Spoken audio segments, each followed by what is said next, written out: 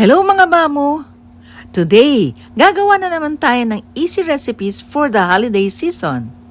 Ang Easy Peasy Bacon Mac and Cheese.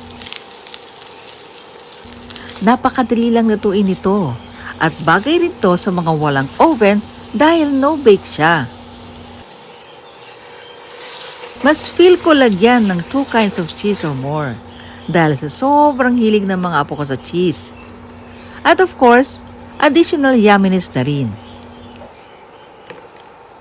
Kaya kung ako sa inyo mga mamo, try nyo na rin.